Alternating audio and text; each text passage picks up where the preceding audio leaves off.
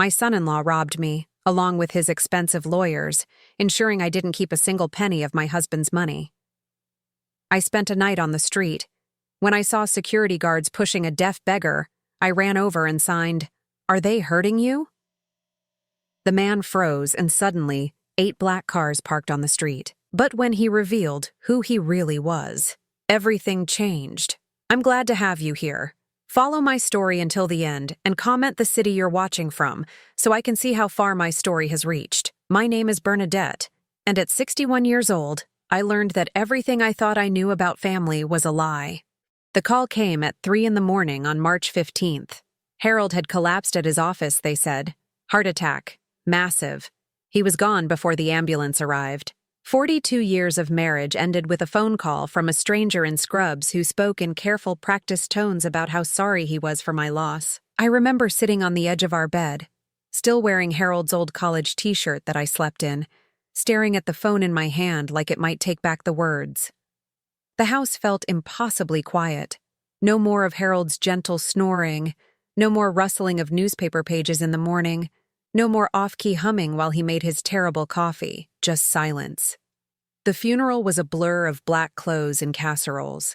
Our daughter Aspen stood beside me, her hand occasionally squeezing mine, but even then I could feel the distance. She kept glancing at her husband Curtis, seeking his approval for every gesture of comfort she offered me. It should have been a warning sign, but I was drowning in grief and grateful for any support. Curtis had always been smooth.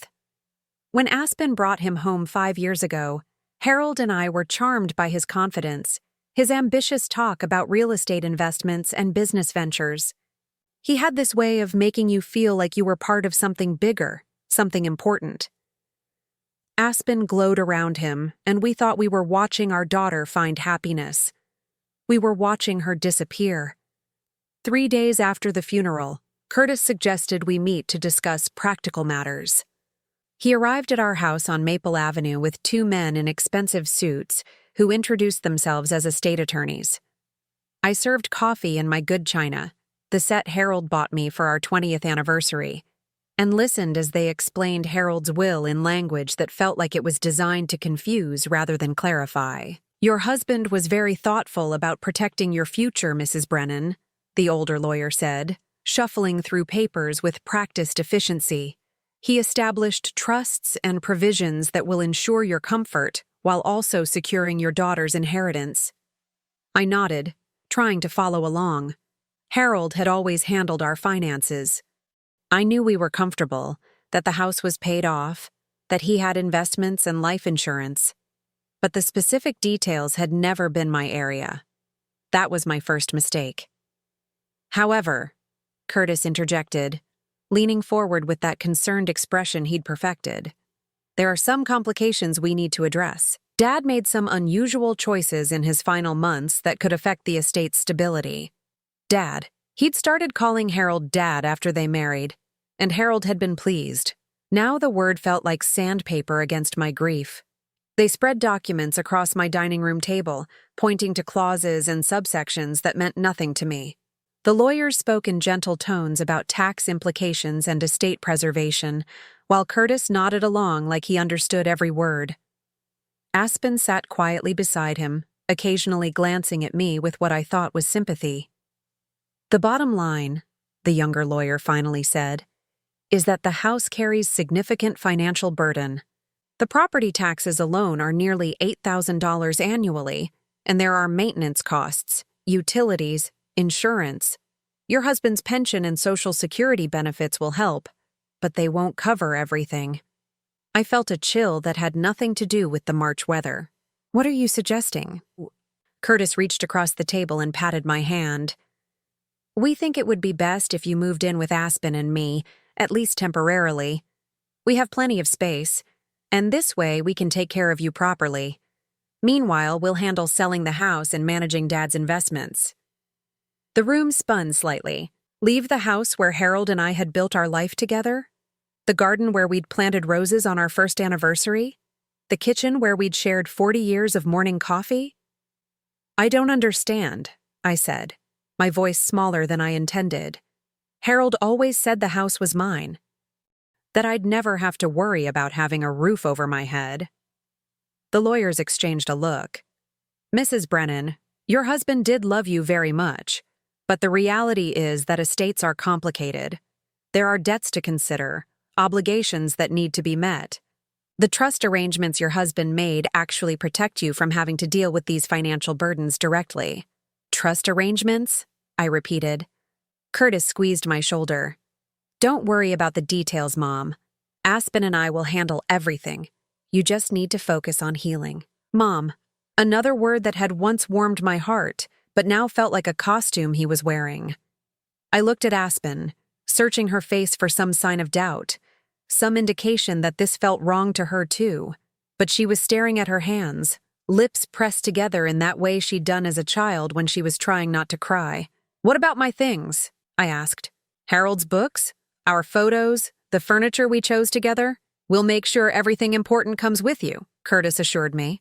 "But honestly, most of this furniture is pretty old. Aspen and I can help you pick out some nice new pieces that will fit better in our guest room. Our guest room, not your room or the spare bedroom. Their guest room, where I would be a visitor in my daughter's life." The lawyers left paperwork for me to sign, documents that would transfer the house sale proceeds into trust accounts and grant Curtis power of attorney to handle Harold's business affairs. They spoke about protecting assets and ensuring my future security, but all I heard was that I was being managed, organized, filed away like one of Harold's old business contracts. That night, I sat in Harold's reading chair, surrounded by 42 years of memories. The lavender potpourri I'd always kept on the side table had faded to nothing, but I could still smell traces of Harold's cologne on the throw pillow behind my head. The grandfather clock in the hallway marked each second with mechanical precision, a sound that had always comforted me but now felt like a countdown. I found Harold's reading glasses in the pocket of his cardigan, still hanging on the back of his chair. When I held them up to the light, I could see his fingerprints on the lenses, smudged from the last time he'd cleaned them. It was such a small thing, but it broke something inside me that had been holding together through pure stubbornness. I cried until I couldn't breathe. 2 weeks later, Curtis returned with a moving truck. He'd signed the papers I'd left on the kitchen counter, he said. Everything was arranged. The house would be on the market within the month, and the trust accounts were established to handle the proceeds. "You'll thank us later," he said, supervising as strangers loaded my life into cardboard boxes.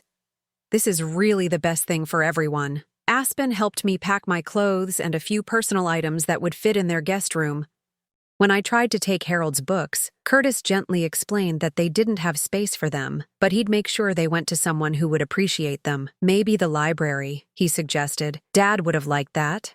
I wanted to scream that Harold's name was Harold, not Dad, and that those books contained his thoughts and dreams and the marginalia of a lifetime of learning. But Aspen was crying quietly as she folded my sweaters, and I didn't want to make things harder for her. The guest room in Curtis and Aspen's house was painted a neutral beige that reminded me of doctors' offices. They'd bought me a new bed, new dresser, new everything, all of it matching and practical and completely devoid of personality. My wedding photos looked awkward on the sterile nightstand, like artifacts from someone else's life. "Isn't this nice?" Aspen said, trying to sound cheerful. "We can spend more time together now, have coffee in the mornings, watch movies." But the coffee was always Curtis's preferred brand, bitter and strong, nothing like the mild breakfast blend Harold and I had shared. And the movies were whatever Curtis wanted to watch, usually business documentaries or action films that gave me headaches. I was grateful, I told myself. My daughter was taking care of me in my time of need. This was what families did. It took me 3 months to realize I'd been stolen from. The call came from Harold's old accountant, a kind man named Walter who'd handled our taxes for 15 years. He was confused, he said. He'd received notice that someone else would be managing the estate accounts, but some numbers weren't adding up. Did I know why Harold's life insurance payout had been deposited into an account I wasn't listed on? And why the house sale proceeds weren't showing up in any of the trust accounts Curtis had mentioned? My hands shook as I wrote down the figures Walter recited. The house had sold for $850,000. Harold's life insurance was worth $600,000. His retirement accounts totaled another $950,000, plus savings, investments, and other assets. Harold had left me nearly $2.5 million. I was living in someone else's guest room, surviving on my small Social Security check, while Curtis controlled an estate worth more than most people see in a lifetime. That evening, I asked Aspen to explain the discrepancy. She looked genuinely confused, then promised to ask Curtis when he got home from his business trip. But when Curtis returned 2 days later, his explanation was smooth and rehearsed. Estate taxes, legal fees, investment strategies to protect my future. The money was safe, he assured me, working for my benefit in ways I couldn't understand. Trust me, he said, using that patronizing tone that made me feel like a confused child. This is exactly what Dad would have wanted. But I'd found something else while Curtis was away. Harold's backup will, the one he'd kept in his desk drawer at home, the copy I'd somehow missed when we packed. Curtis and his lawyers had never seen it, which meant they couldn't explain why the provisions were completely different from what they'd shown me. In Harold's real will, written in his careful handwriting just 6 months before his death, everything was left to me. Not to trusts managed by my son-in-law, not to complicated financial arrangements, but to me, Bernadette Brennan, his beloved wife of 42 years. I confronted them at dinner that night, spreading both documents across their granite kitchen table. The fake will with its complex legal language and trust arrangements, and Harold's real will with its simple, clear directive. Curtis barely glanced at the papers. Bernadette, you're confused. Estate planning is complicated, and grief can make it hard to understand these things. I understand theft, I said, surprised by the steadiness of my own voice.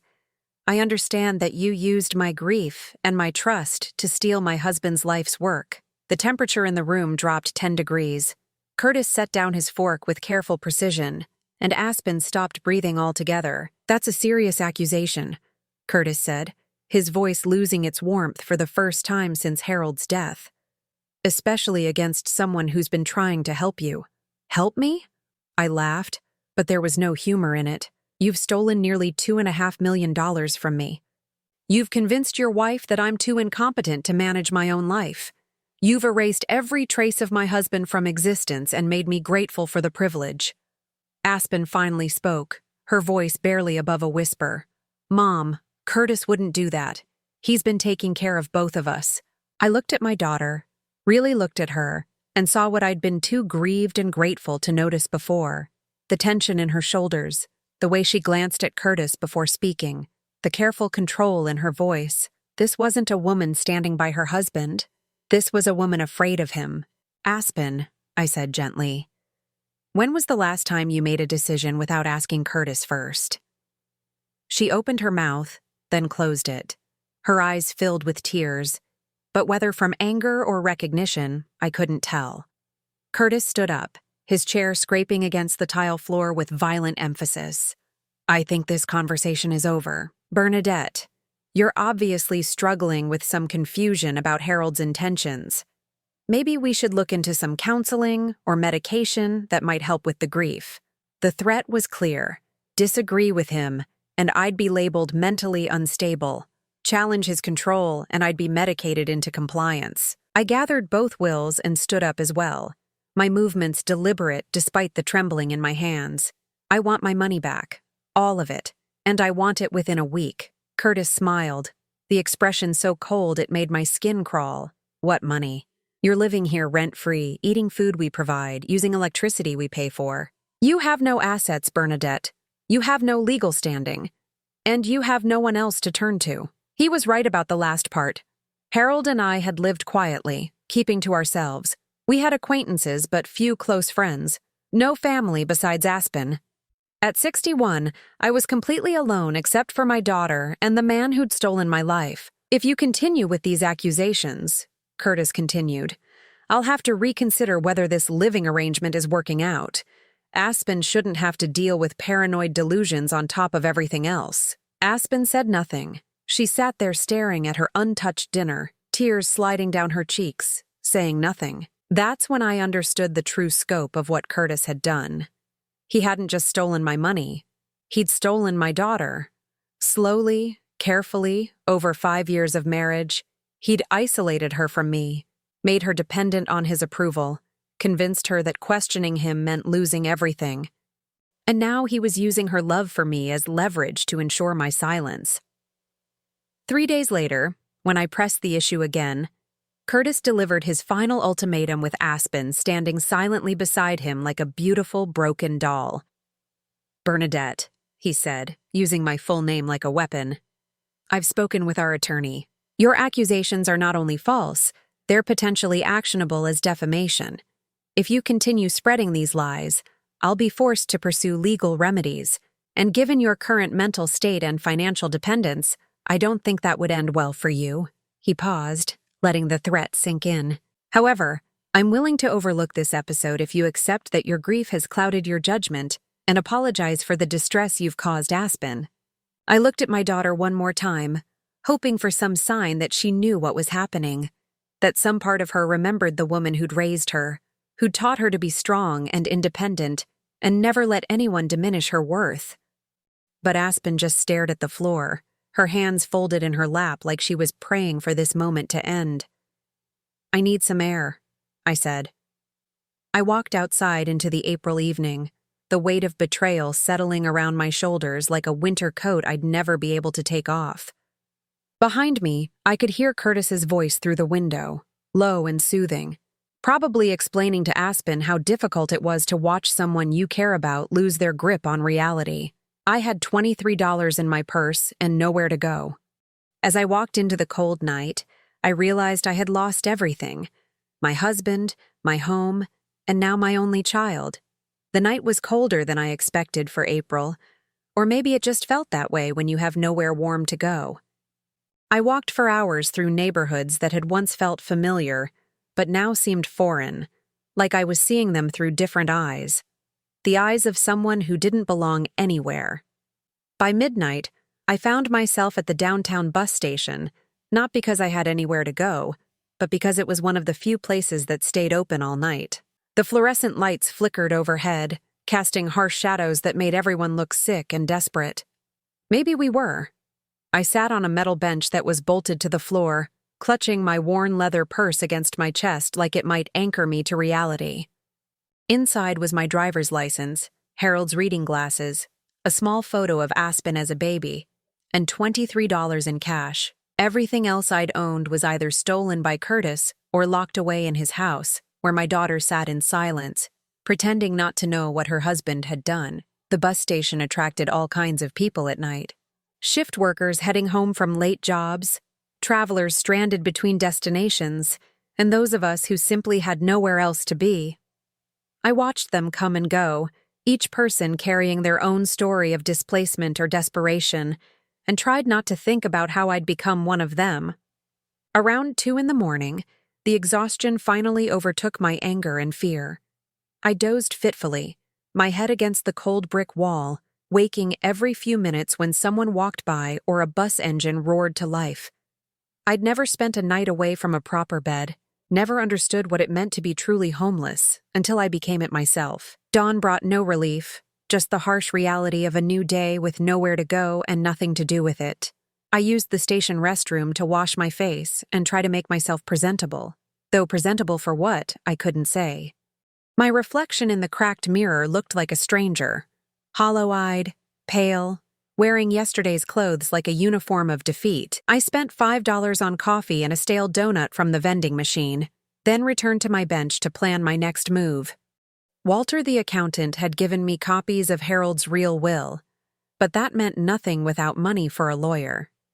Curtis controlled all the assets, and any attorney worth hiring would want payment up front. The legal aid office wouldn't open until Monday, and even then, estate disputes could take years to resolve. Years I didn't have. That's when I heard the commotion.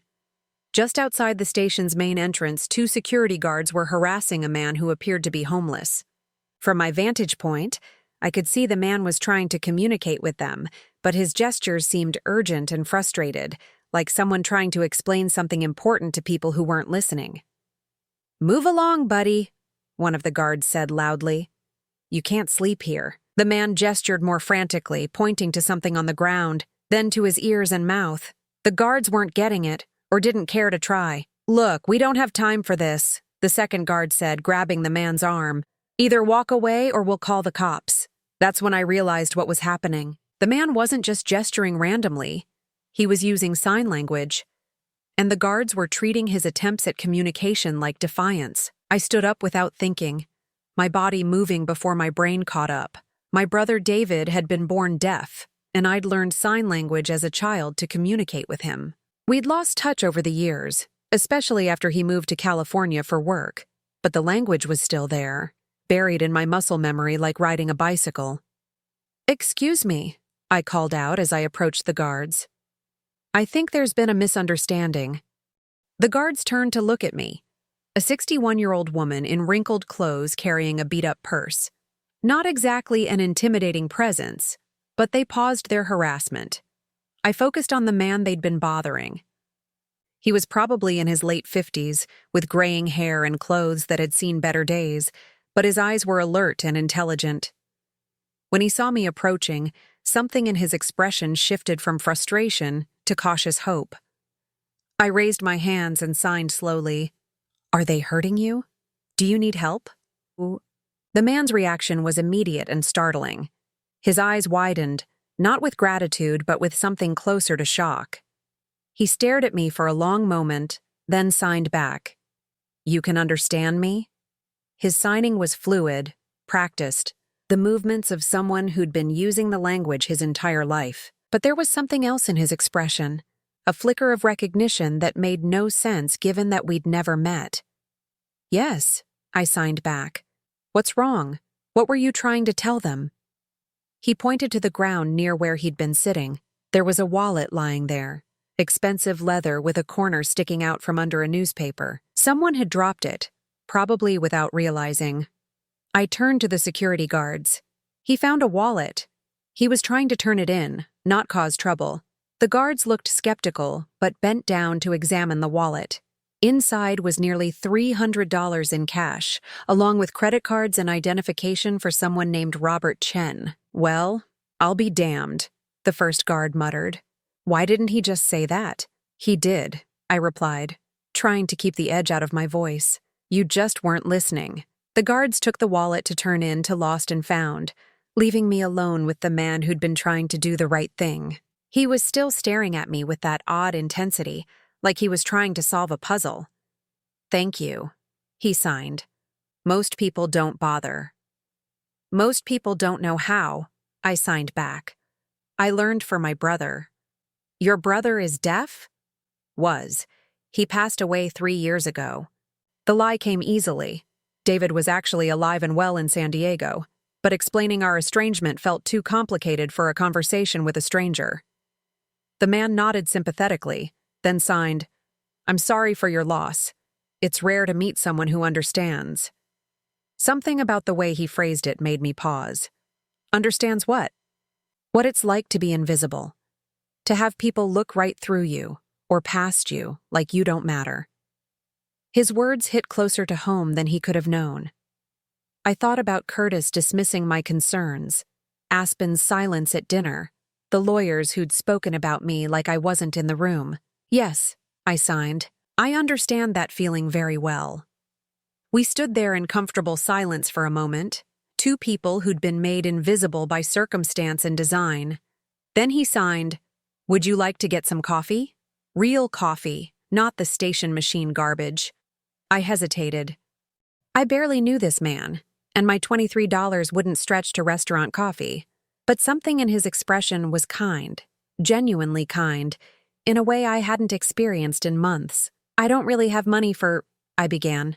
"My treat," he signed, then added with a slight smile, "I insist. It's the least I can do for someone who helped me with those guards."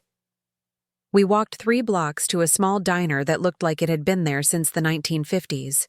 Red vinyl booths, checkered linoleum floors, and the smell of bacon grease and strong coffee.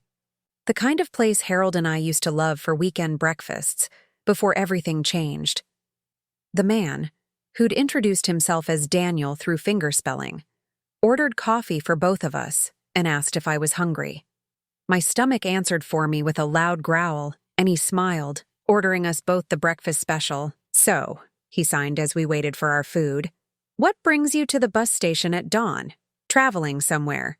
I could have lied, could have made up a story about visiting relatives or taking a trip, but something about Daniel's direct, honest gaze made deception feel impossible. "I don't have anywhere to go," I signed simply. "My husband died 3 months ago, and my son-in-law stole everything. I spent last night on a bench." Daniel's coffee cup stopped halfway to his lips. He set it down carefully and studied my face. "Stole everything?"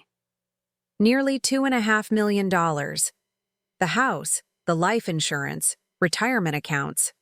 All of it." Signing the words made them feel more real somehow, more final. "And my daughter won't help me. She's too afraid of him." "Have you gone to the police? Reported the theft?" I shook my head. "He's too smart for that. Used lawyers, fake documents, legal language, made it all look legitimate. On paper, he's just a caring son-in-law helping his grieving mother-in-law manage complex financial matters." Daniel was quiet for a long time, his expression thoughtful. When our food arrived, he barely touched it, just continued studying me with those intelligent eyes. "What was your husband's name?" he finally asked. Harold Brennan." I smiled despite everything. "He was a good man. Worked as an insurance adjuster for 37 years, never missed a day. Coached Little League on weekends, fixed neighbors' lawnmowers for free. The kind of person who made the world a little better just by being in it. And now his life's work is funding your son-in-law's lifestyle." Yes, the word came out bitter, angry. "Curtis is probably at a car dealership right now, picking out something expensive and unnecessary with my husband's money." Daniel reached across the table and touched my hand gently. The gesture was surprisingly warm, comforting in a way that made my eyes water. "I'm sorry," he signed. "You deserve better. Harold deserved better." "Thank you." I wiped my eyes with the paper napkin. "I'm not usually like this. I don't usually fall apart in front of strangers. You're not falling apart. You're grieving, and you're angry. Both of those are appropriate responses to betrayal." The way he said it with such certainty made me wonder about his own experiences with loss and anger. But before I could ask, he was signaling the waitress for more coffee. "What will you do now?" he asked. "I don't know. Try to find a lawyer who'll work on contingency, maybe. Look for a job, though I haven't worked in 15 years. Find somewhere to sleep that isn't a bus station bench." I shrugged. "Survive, I suppose." Daniel nodded slowly, then pulled out his wallet. Not expensive like the one he'd found, but worn leather that had seen years of use. He counted out $60 and placed it on the table. "I can't accept that," I signed quickly. "You've already bought breakfast." "It's not charity," he replied. "It's an investment." "In what?" He smiled, the first real smile I'd seen from him. "In the possibility that good things can happen to good people, even when everything seems hopeless."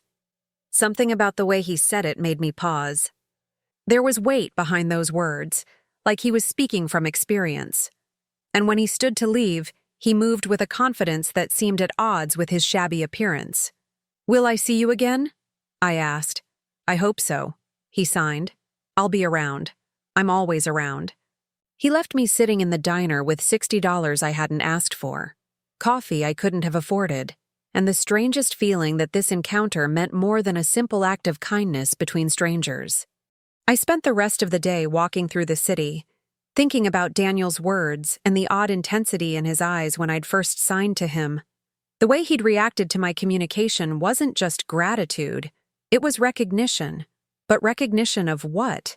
That evening I returned to the bus station, not because I wanted to, but because I had nowhere else to go.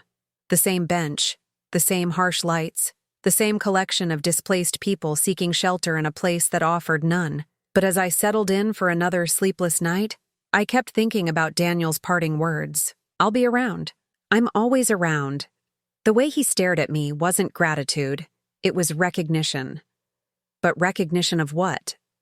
I didn't see Daniel for 3 days after our breakfast meeting. I spent those days learning the harsh reality of homelessness in a city that wasn't designed for people like me. The $60 he'd given me stretched further than I'd expected. A night in a cheap motel, some basic toiletries, enough food to keep going. But money runs out, and by the third evening, I was back at the bus station, wondering if I'd imagined the entire encounter. Maybe Daniel had been nothing more than a kind stranger who'd briefly crossed my path. Maybe I'd been foolish to think there was something more significant about our meeting. When you're desperate, you see hope in places where none exists. I was dozing on my usual bench when someone gently touched my shoulder. I jerked awake, momentarily disoriented, then saw Daniel standing beside me, but something was different about him. He was clean-shaven, his hair neatly trimmed, and instead of the shabby clothes I'd seen him in before, he wore dark jeans and a simple gray sweater that looked expensive without being flashy. "Bernadette," he signed, his expression serious. "We need to talk." I rubbed my eyes, trying to shake off the confusion. "You look different." "Yes, there's something I need to tell you, but not here." He gestured toward the station entrance. "Can you come with me?" Every instinct told me to be cautious. I knew nothing about this man except that he'd been kind to me when kindness was rare. But what choice did I have? Stay on the bench, watching the night tick by one fluorescent flicker at a time, or follow someone who might have answers to questions I didn't even know how to ask. I gathered my purse and followed him outside, where a black sedan waited at the curb. Not flashy, not ostentatious, but clearly expensive. The kind of car that whispered wealth rather than shouting it. "This is yours?" I signed. Daniel nodded, then opened the passenger door for me. As I settled into leather seats that probably cost more than my monthly Social Security check, I wondered what kind of homeless man owned a car like this. We drove in silence through downtown, past the business district where Harold used to work, up into the hills where the city lights spread below us like scattered diamonds. Daniel pulled into the circular driveway of a house that took my breath away. Not because it was ostentatious, but because it was so perfectly, quietly elegant. Prairie-style architecture with clean lines and floor-to-ceiling windows that glowed warmly in the darkness. "Daniel," I signed as we sat in the parked car.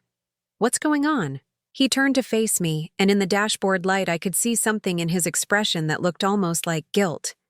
"My name isn't Daniel. Well, it is, but it's Daniel Morrison, and I'm not homeless." The words hit me like cold water. I stared at him, trying to process what he'd just told me. "Then why were you at the bus station? Why the act?" "Because sometimes you need to disappear to understand who you really are. And sometimes you need to test people to see if genuine kindness still exists in the world." He got out of the car and came around to open my door, but I remained seated, my mind spinning. Test people? Was I some kind of experiment? No. His response was immediate, emphatic. "You were never an experiment. You were proof that I was right to keep looking." "Looking for what?" "Someone real. Someone who would help a stranger without expecting anything in return. Someone who would see a person instead of an opportunity." I followed him to the front door, my legs unsteady on the flagstone walkway. Inside, the house was even more beautiful than the exterior suggested. Not showy or pretentious, but filled with art and books and comfortable furniture that invited you to stay a while. The kind of home Harold and I had always dreamed of having when we retired. Daniel led me to a living room where a fire crackled in a stone fireplace. He gestured for me to sit on a burgundy leather sofa that was probably worth more than my car had been. "I need to explain," he signed, settling into a chair across from me. "And I need you to listen to the whole story before you decide whether to walk away." I nodded, though part of me wanted to run right then. This felt like stepping into someone else's life, someone else's reality where homeless people turned out to be wealthy and kind strangers had hidden agendas. 3 years ago," Daniel began, "I was exactly what you'd expect from someone who owns a house like this. Rich, successful, surrounded by people who told me what I wanted to hear. I owned Morrison Industries. Maybe you've heard of it?" I had. Morrison Industries was a manufacturing conglomerate that made everything from medical equipment to aerospace components. Harold had always spoken admiringly of their employee benefits and environmental initiatives. It was the kind of company that made products that mattered, that improved people's lives. I was married to a woman named Patricia, Daniel continued. 23 years together. We had 2 children, Rebecca and Michael. Rebecca was a doctor, brilliant and compassionate. Michael was an artist, the kind who saw beauty in places other people missed. And Patricia. He paused, his expression softening. Patricia could make anyone feel like they were the most important person in the room. I waited, sensing that the story was about to take a dark turn. They died in a car accident 2 years ago, all 3 of them coming home from Rebecca's wedding. A drunk driver ran a red light and hit them head-on. His hands moved slowly, each sign weighted with grief. I wasn't with them because I was at the office, working on some deal that seemed important at the time. Daniel, I'm so sorry. After the funeral, I discovered something that changed everything I thought I knew about my life. Patricia had been having an affair with my business partner for 5 years.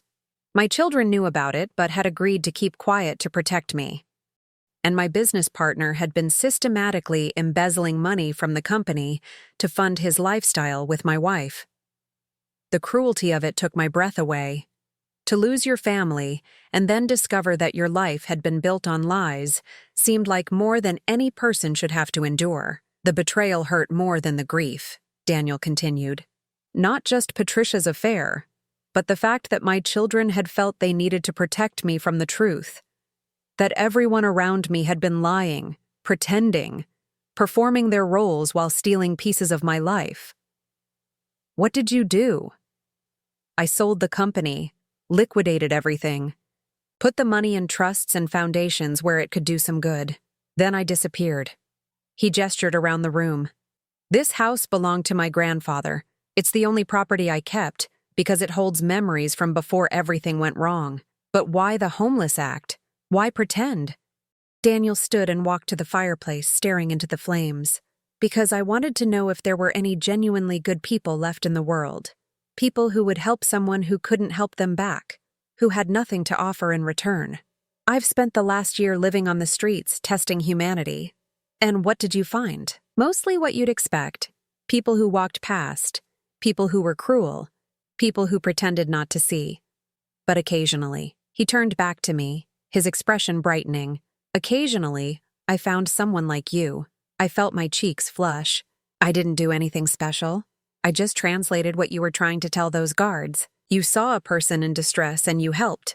No hesitation, no calculation of what you might gain. You were homeless yourself, carrying everything you owned in a beat-up purse. And you still stopped to help a stranger. Do you have any idea how rare that is? I thought about Curtis, about how he'd calculated every interaction for maximum personal benefit. About Aspen, who'd stopped trusting her own judgment because questioning Curtis's motives was too dangerous. About the lawyers who'd stolen from me while wearing sympathetic expressions. Maybe rarer than I thought, I admitted. Daniel returned to his chair, leaning forward with an intensity that made me pay closer attention. Bernadette, I want to help you get your life back. Not as charity, but as partnership. You've shown me that decent people still exist. Let me show you that justice is still possible. I don't understand. I still have resources, legal connections, investigative contacts, financial leverage. Curtis thinks he's untouchable because he's covered his tracks with lawyers and paperwork. But there's always a way to expose the truth if you know where to look. I stared at him, trying to process what he was offering. Why would you do that? You don't know me. I know enough. I know you helped a stranger when you had every reason to focus on your own problems.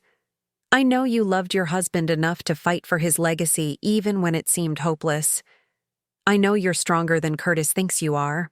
And if we can't prove what he did, if his lawyers are too good, his paperwork too convincing, Daniel smiled, the expression transforming his entire face.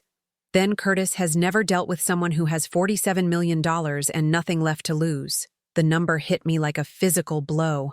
$47 million. The kind of wealth that could move mountains, topple governments, certainly expose one greedy son-in-law's theft. You're serious about this, I said. Deadly serious. But I need you to understand something first. His expression grew solemn. This won't be gentle. When we go after Curtis, it won't be enough to just get your money back. He needs to face consequences for what he's done. Not just to you, but to Aspen. He's stolen her agency, her independence, her ability to trust her own judgment. That's abuse, and it needs to stop. I thought about my daughter's silence at dinner, the way she'd looked at her hands instead of defending me, the careful way she'd spoken, always checking Curtis's reaction before expressing any opinion of her own. What about Aspen? If we destroy Curtis, what happens to her? She gets her life back. It might hurt at first, but eventually she'll understand that we gave her the greatest gift possible, the truth. I stood up and walked to the window, looking out at the city where my old life had died and my new one was being born. Somewhere down there, Curtis was sleeping peacefully in a house bought with Harold's money, confident that I would never have the resources to challenge him. Aspen was probably lying awake beside him, trapped in a marriage built on lies and control. If I agree to this, I said, there's no going back. Curtis will fight dirty. He'll try to turn Aspen against me completely. Yes, Daniel agreed. He will. The question is, are you willing to risk losing your daughter temporarily in order to save her permanently? I closed my eyes and thought about Harold, about the life we'd built together through honest work and genuine love, about the future he'd tried to secure for me, stolen by someone who saw kindness as weakness and trust as opportunity. When I opened my eyes, Daniel was watching me with patient understanding. What do we do first? I asked. His smile was fierce, predatory in a way that should have scared me but instead filled me with hope. First, we gather evidence. Then we give Curtis a choice: return what he's stolen voluntarily, or have it taken from him by force. And if he chooses to fight, then we destroy him so thoroughly that Aspen will finally see who she really married. I should have been shocked by the cold calculation in his voice. Instead, I felt a surge of satisfaction that someone finally understood the scope of what Curtis had done and was willing to match his cruelty with superior force. There's one more thing, Daniel said. Once we start this, you can't stay at shelters or bus stations anymore. Curtis might have people watching for you, and we need you safe while we work. I can't afford, you'll stay here. There are 4 guest bedrooms, and I could use the company. His expression softened. This house has been empty too long. It needs laughter, conversation, life. It needs someone who understands what it's like to lose everything and find the strength to rebuild. I looked around the beautiful room, at the books and art and comfortable furniture, and imagined what it would be like to live somewhere warm and safe while planning Curtis's downfall. To have hot meals and soft beds and someone who believed in my fight for justice. Why are you really doing this? I asked. Daniel was quiet for a long moment, staring into the fire. When he finally answered, his voice was gentle but determined. Because Curtis represents everything I've come to hate about people with power.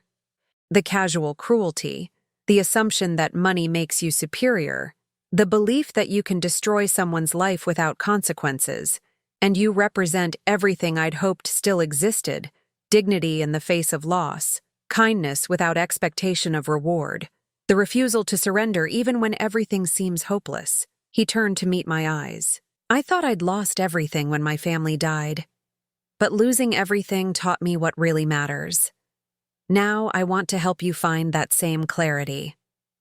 And if we succeed, if we get my money back and expose what Curtis did, then you'll have the resources to rebuild your life however you want it.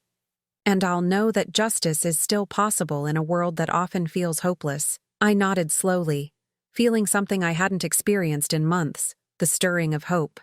Not the desperate hope of someone with no options, but the confident hope of someone who finally had allies and resources and a plan for victory. When do we start? I asked. Daniel's smile was answer enough. I thought I'd lost everything. I never imagined I'd find someone who'd lost even more. Living in Daniel's house felt surreal for the first week. I'd wake up in a guest bedroom larger than the entire apartment Harold and I had shared when we were first married, surrounded by Egyptian cotton sheets and furniture that belonged in magazines. The view from my window overlooked the city where I'd spent 3 nights sleeping on benches, and the contrast was almost too much to process. Daniel had given me space to adjust, but also made it clear that this wasn't charity. Every morning, we met in his study to plan our next move against Curtis. The room was lined floor to ceiling with law books, financial texts, and investigative resources that made it clear Daniel had been preparing for this kind of battle long before we met. The key to exposing Curtis, he explained on our 4th day, is understanding that men like him always make the same mistakes. They get greedy, they get careless, and they underestimate the people they've wronged. He'd hired a team of investigators, the kind of professionals who specialized in uncovering financial fraud and corporate malfeasance. They worked quietly, methodically, following paper trails and digital footprints that Curtis thought he'd erased. The first breakthrough came on Tuesday morning. Daniel's lead investigator, a sharp-eyed woman named Catherine Walsh, arrived with a thick folder and a satisfied expression. "Your son-in-law is not as clever as he thinks," she announced, spreading documents across Daniel's mahogany desk. "We've found 3 separate bank accounts he opened using your husband's social security number and forged signatures. The money trail is quite clear once you know where to look. I studied the papers, seeing Harold's name on documents he'd never signed, authorizing transfers he'd never approved. The scope of Curtis's deception was breathtaking. He'd been planning this theft for months before Harold died, setting up the infrastructure to steal everything the moment I was too grieved to pay attention. This is enough to file criminal charges," Catherine continued. "Bank fraud, identity theft, elder abuse. He's looking at serious prison time." "What about the lawyers who helped him?" I asked. "They had to know these documents were fake." Daniel's expression darkened. "That's where it gets interesting. We've discovered that Curtis has been paying his legal team from your husband's estate. He's literally using your money to pay the people helping him steal from you." The audacity of it left me speechless. Curtis hadn't just stolen my inheritance, he'd made me pay for the privilege of being robbed. "There's more," Catherine said, pulling out another set of documents.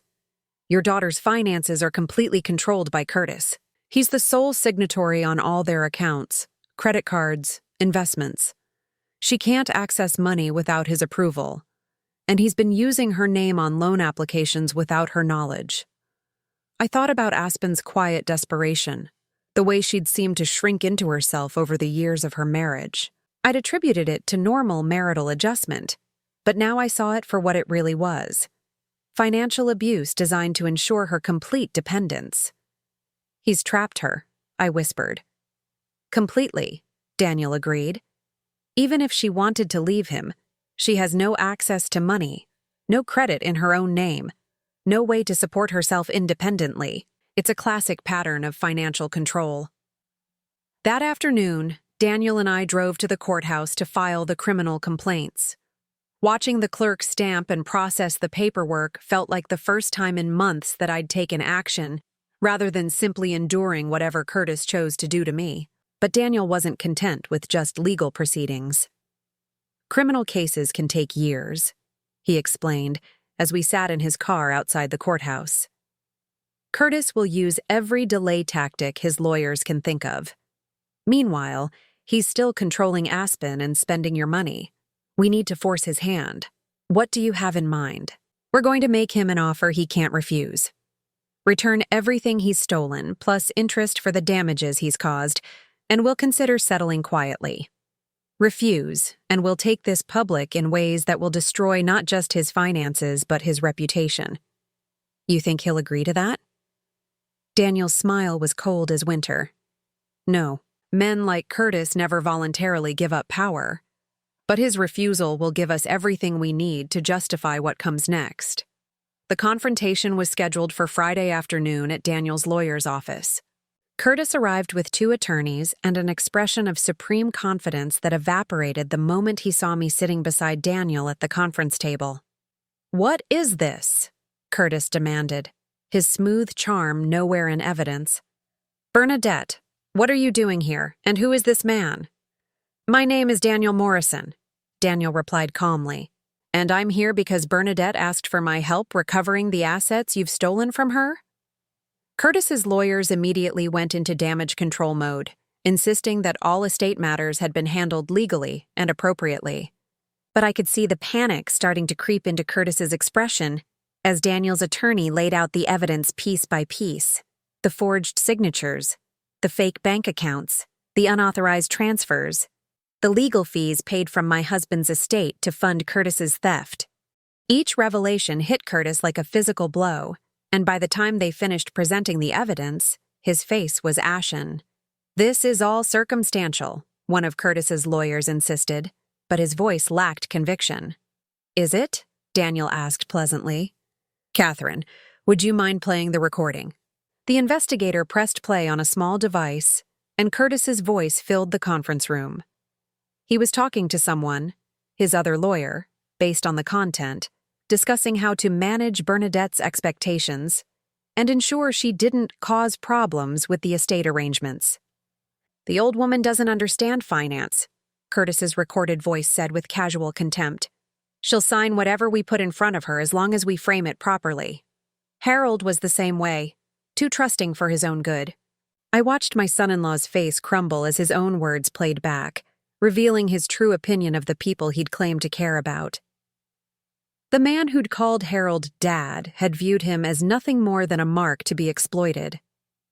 "We also have video footage of you entering several banks with forged documents," Catherine added helpfully. "Amazing what security cameras capture these days."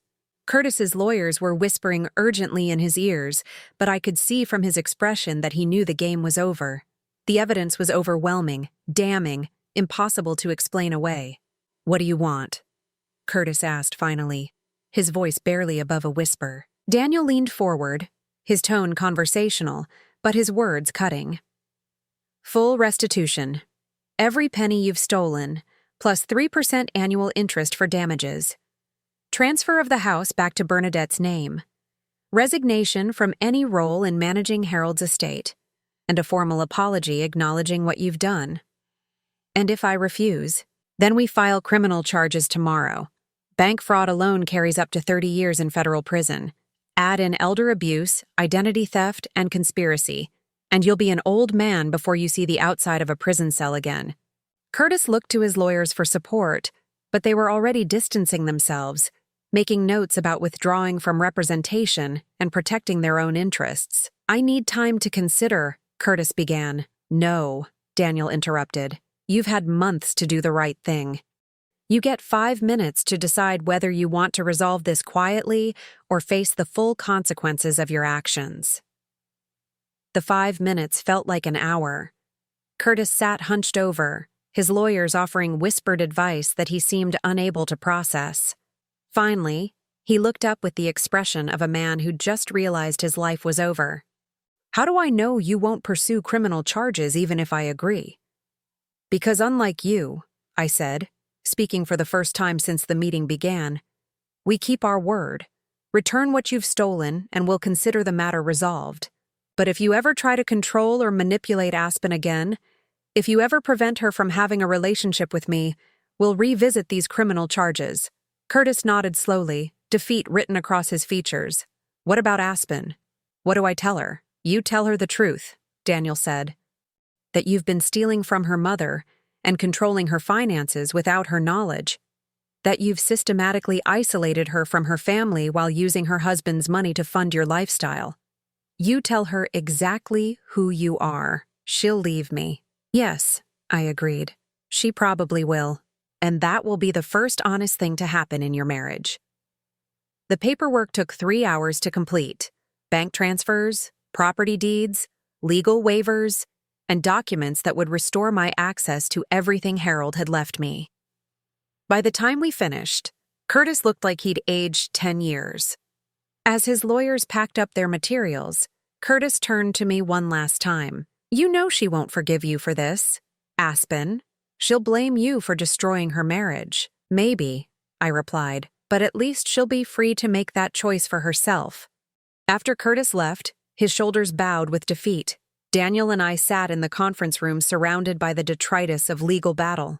I should have felt victorious, but instead I felt hollow, exhausted by the necessity of destroying someone to protect myself and my daughter.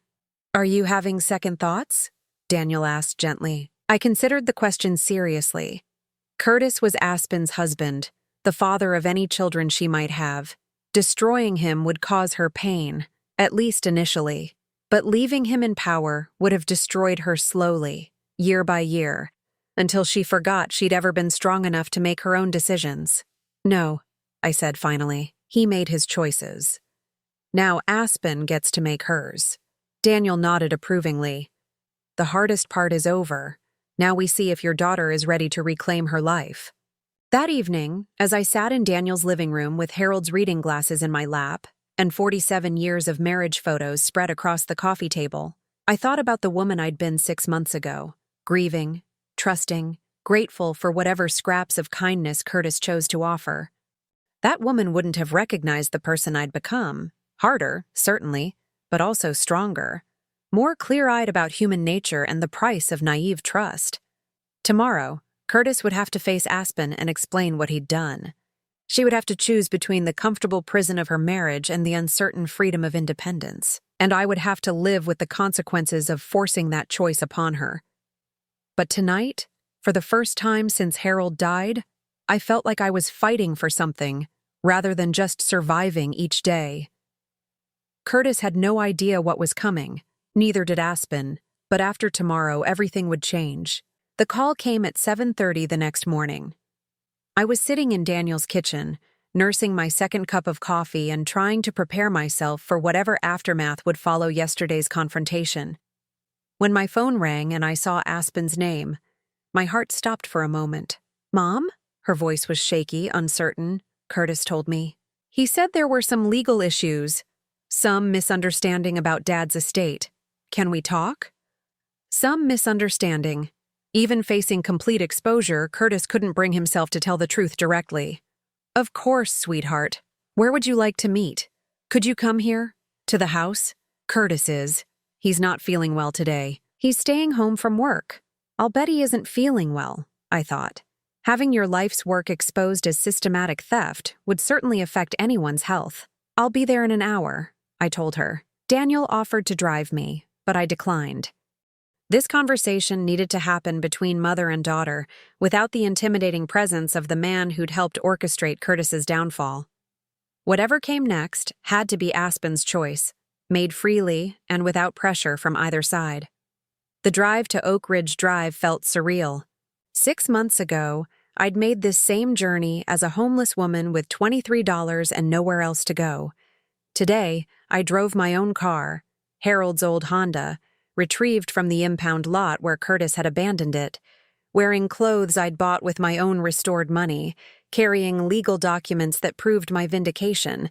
The house looked exactly the same from the outside. Perfect lawn, perfect landscaping, perfect facade hiding the rot within. I sat in the driveway for a few minutes, gathering my courage. No matter how this conversation went, it would change everything between Aspen and me. Either we'd finally be honest with each other, or we'd lose whatever fragile connection we still had. Aspen answered the door before I could knock. She looked terrible, pale, hollow-eyed, like she hadn't slept. Her usually perfect hair was pulled back in a messy ponytail, and she wore wrinkled clothes that suggested she'd been up all night. "Mom?" she said, and threw her arms around me. I held her tight, breathing in the familiar scent of her shampoo, feeling how thin she'd gotten. When had my daughter become so fragile? When had I stopped noticing that she was disappearing inside her own life? "Come in," she whispered against my shoulder. "We need to talk." Curtis was nowhere to be seen as Aspen led me to their living room. The space was still as cold and impersonal as I remembered, expensive furniture arranged for show rather than comfort, no family photos or personal touches that might suggest actual people lived here. We sat across from each other on opposite ends of their pristine white sofa, and for a moment neither of us spoke. Aspen twisted her wedding ring around her finger, a nervous habit she'd developed as a child whenever she was anxious. "Curtis told me some things last night," she finally said. "About the legal settlement.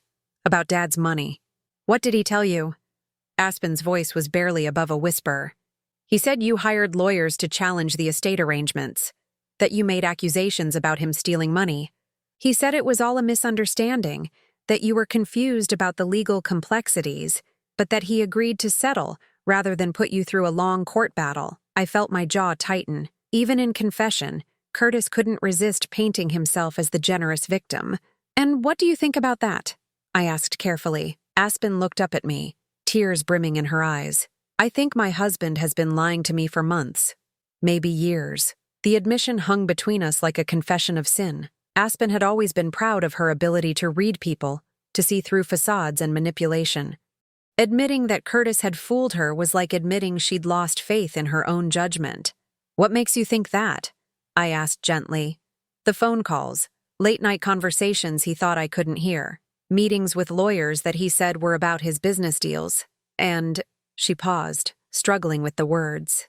"The money. We live in this house, drive expensive cars, take vacations I know his salary can't afford. When I asked him about it, he said he was good at investing, that Dad had left detailed financial instructions about growing the estate, but you never saw any of those instructions. No. Curtis said they were too complicated for me to understand, that I should focus on our family while he handled the business details." Aspen laughed bitterly. "I was so grateful to not have to worry about money that I never questioned where it was coming from." I reached across the space between us and took her hand. "Tell me what happened last night." Aspen closed her eyes, her voice breaking as she continued. "He came home from his meeting looking like he'd seen a ghost. He went straight to his office and started making phone calls, angry calls where he kept saying things like, 'This can't happen,' and 'find another way.' Then he came upstairs and told me we needed to talk. And he said you'd been working with some rich man to make trouble for us, that this man had convinced you that Curtis had done something wrong with Dad's money, and that they were threatening legal action unless Curtis agreed to pay you off." Tears spilled down her cheeks. "But Mom," the way he said it, he wasn't angry about false accusations. He was angry about getting caught. The truth was finally breaking through the carefully constructed lies Curtis had built around their marriage. I squeezed Aspen's hand, encouraging her to continue. I started asking questions. Real questions, not the gentle ones I'd learned to ask to avoid upsetting him. I asked to see the financial documents, the investment records, proof of where our money was really coming from. Aspen's voice hardened. He refused. Said I was being hysterical, that I was letting you poison me against him. And that's when I knew. Knew what? That you'd never tried to poison me against anyone. You'd barely spoken to me in months, barely fought for yourself even when you should have. But Curtis had been working very hard to make sure I never questioned him about anything. I felt a surge of pride mixed with heartbreak. My daughter was stronger than Curtis had given her credit for, but it had taken her so long to trust her own instincts again. "What did you do?" I waited until he fell asleep. Then I went to his office. The financial files, he said, were too complicated for me to understand. Aspen's voice turned bitter. They weren't complicated at all. They were bank statements showing transfers from accounts in Dad's name, investment records showing Curtis liquidating Dad's retirement funds, legal bills paid from Dad's estate to cover the cost of stealing from you. The magnitude of Curtis's betrayal was finally hitting her. Not just the theft, but the systematic way he'd conditioned her to stop asking questions, stop trusting her own judgment, stop believing she was capable of understanding her own life. "He stole everything," she whispered, "and he made me complicit by keeping me ignorant." "Where is Curtis now?" "Upstairs, packing." Aspen's voice was hollow. I told him to leave. He kept trying to explain, trying to convince me that what he did was justified because you didn't understand finance, because Dad would have wanted him to protect the money from your poor decisions. Even facing complete exposure, he still couldn't admit that what he did was wrong. I thought about Curtis's arrogance, his absolute certainty that he was entitled to make decisions for other people. Even losing everything wouldn't change his fundamental belief that he was superior to the women whose lives he'd controlled.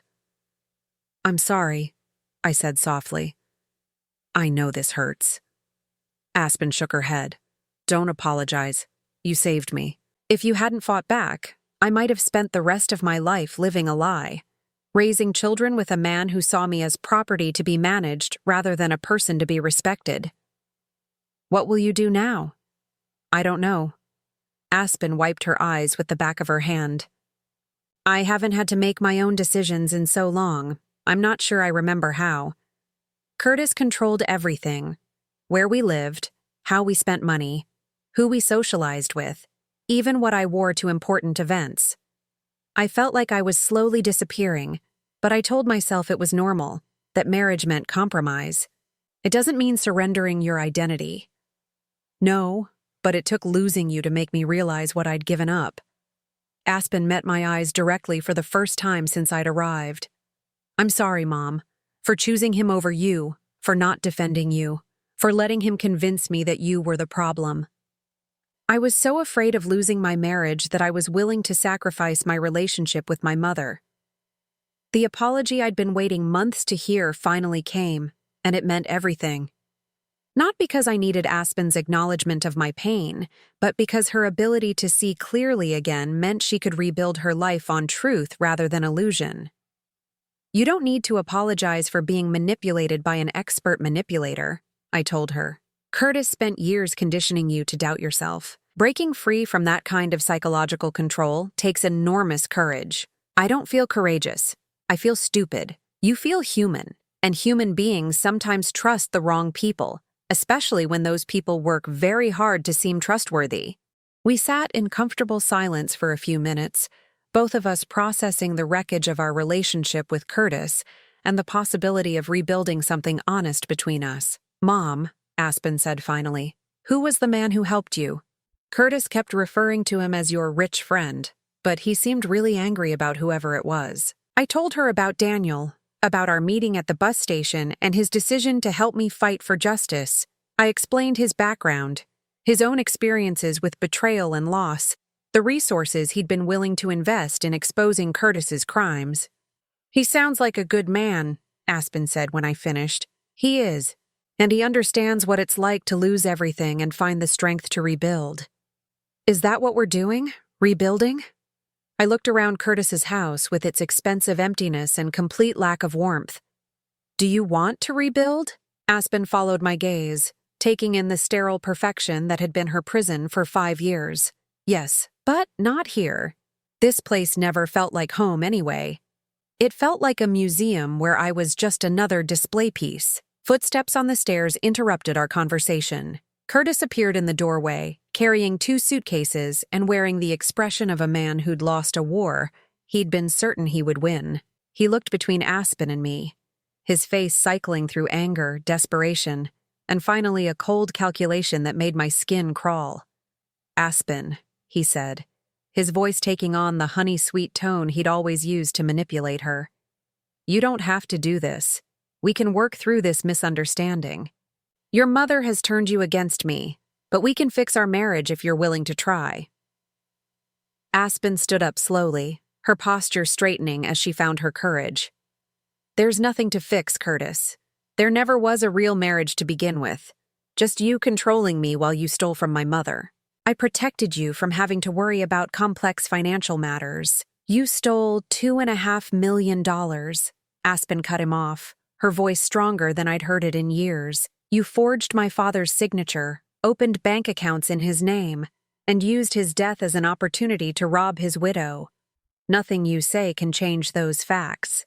Curtis's mask finally slipped completely. Fine. But you'll regret this, both of you. You think you're so much better than me, but you're nothing without me. Aspen, you haven't worked in 5 years. You have no credit, no savings, no skills that any employer would value. You'll come crawling back within 6 months. No, Aspen said with quiet certainty. I won't. Curtis turned his venom toward me. And you, Bernadette. You think your rich friend will keep protecting you forever? Men like him don't help people out of kindness. He wants something from you, and when he gets it, you'll be alone again. Maybe, I replied calmly. But I'd rather be alone with my integrity than married to someone who sees me as property. Curtis grabbed his suitcases and headed for the door, but paused at the threshold for one final attack. You've destroyed this family, he spat. I hope you're satisfied. Aspen walked past him to open the front door wider. No, Curtis, you destroyed it. We're just cleaning up the wreckage. After he left, Aspen and I stood in the sudden quiet of the house, listening to his car pull out of the driveway and disappear down Oak Ridge Drive. It's over, Aspen said wonderingly, as if she couldn't quite believe it. The lying is over, I agreed. But everything else is just beginning. My daughter stood between her old life and the truth, and for the first time, I wasn't sure which she'd choose. 6 months later, I stood in the kitchen of my new home, watching Aspen plant tomatoes in the garden Harold and I had dreamed of having someday.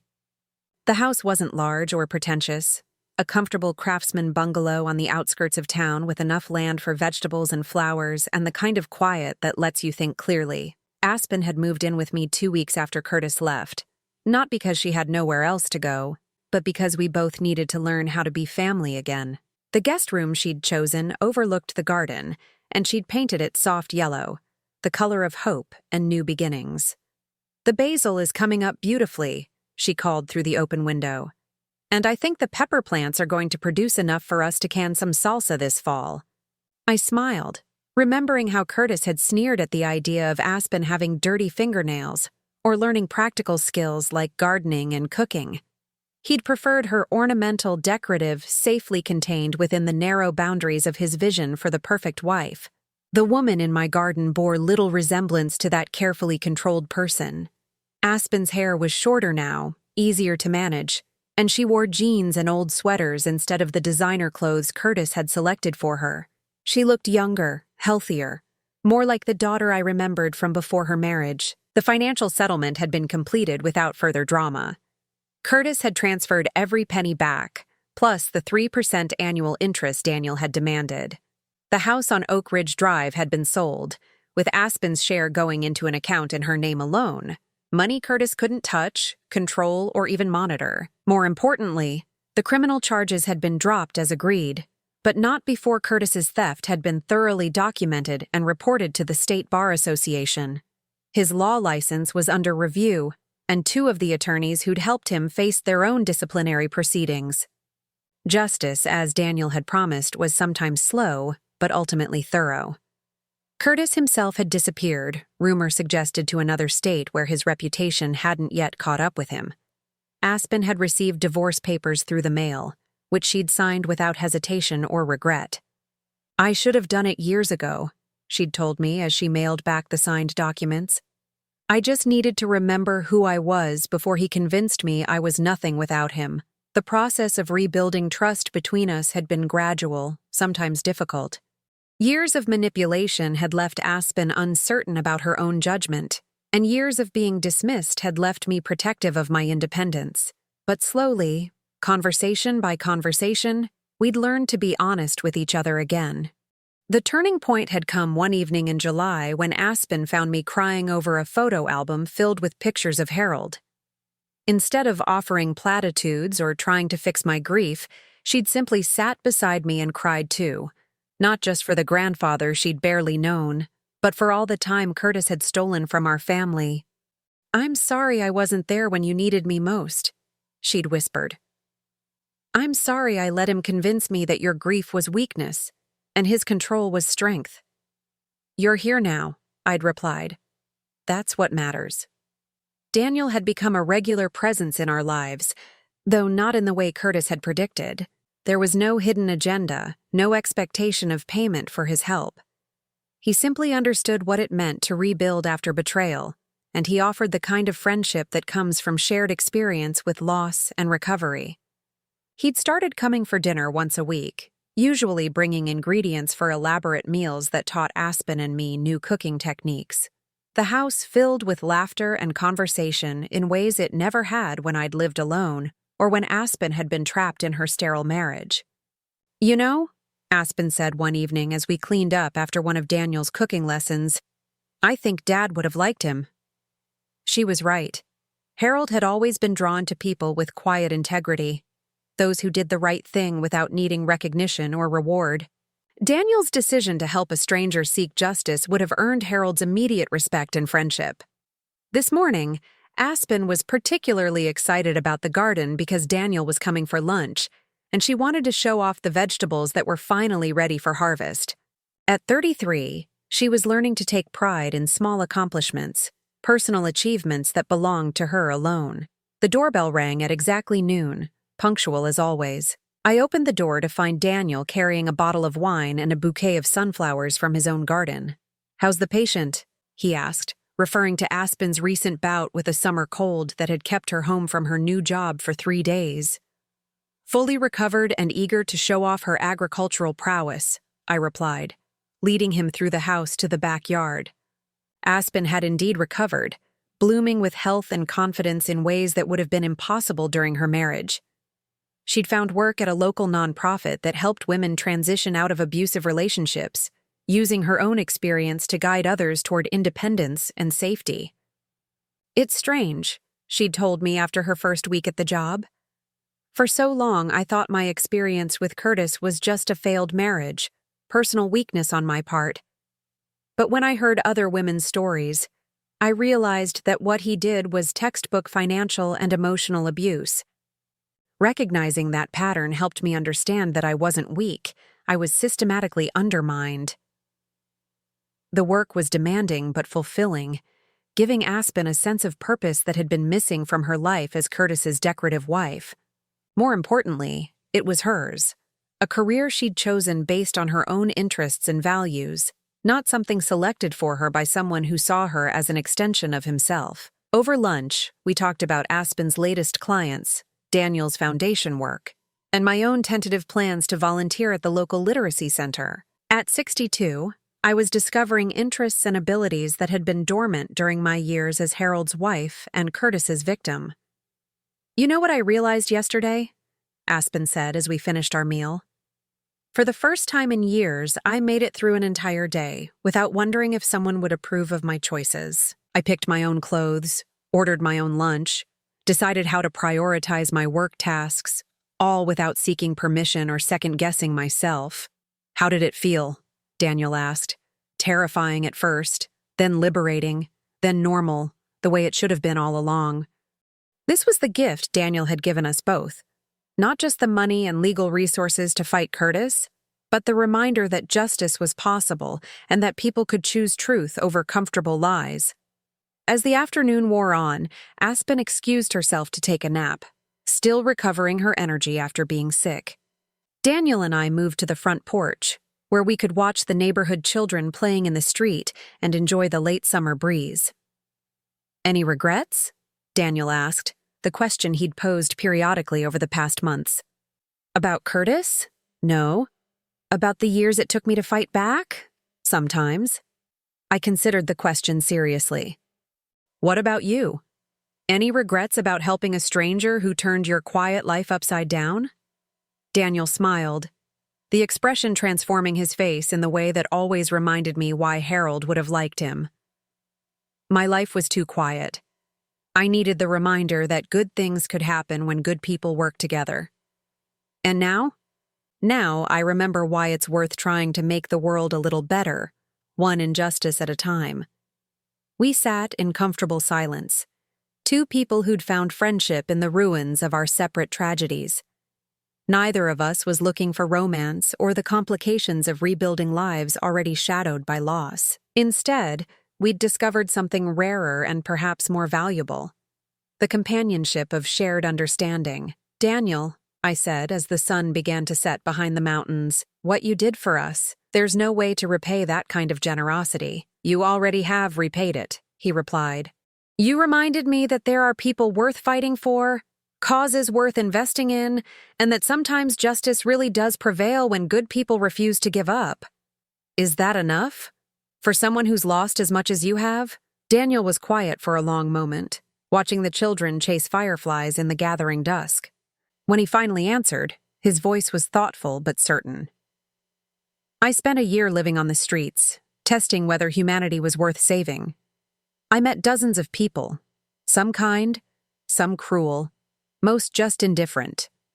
But you were the first person who saw someone in distress and acted without calculation, without wondering what you might gain or lose." He turned to meet my eyes directly. That moment when you intervened with those security guards, when you treated me like a person worth defending.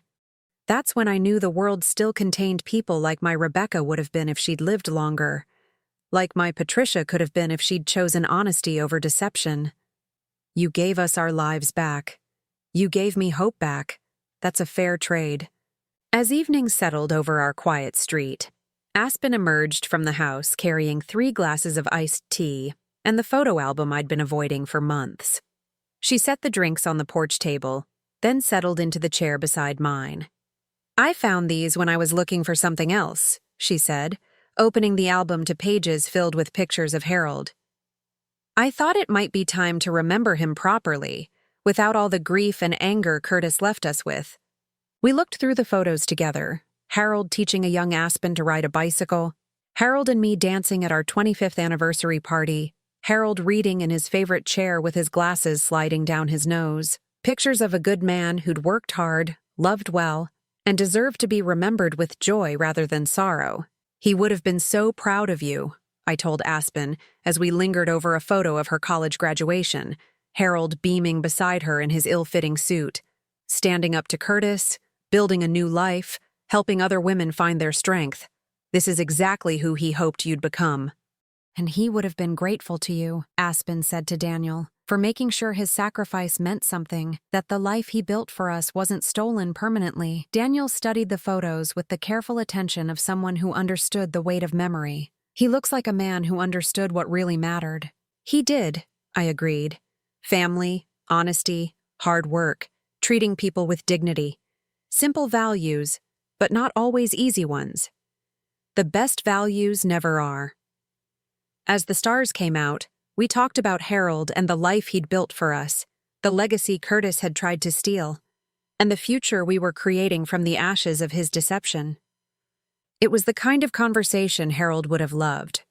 Honest, thoughtful, filled with people who cared more about doing right than appearing impressive.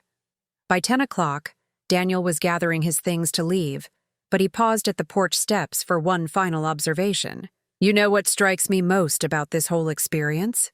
he said. Curtis thought he was so clever, manipulating 2 women he considered weak and naive. But in the end, his victims turned out to be stronger than his lies, and his assumption of superiority became his downfall. "Poetic justice," Aspen observed. "The best kind," I agreed. After Daniel left, Aspen and I sat on the porch a little longer, listening to the night sounds of our peaceful neighborhood. Tomorrow would bring new challenges, new decisions to make independently, new opportunities to choose courage over comfort. But tonight, we were simply a mother and daughter who'd survived betrayal and found each other again. We were women who'd learned that family isn't about blood or obligation, but about choosing to support each other's growth and freedom.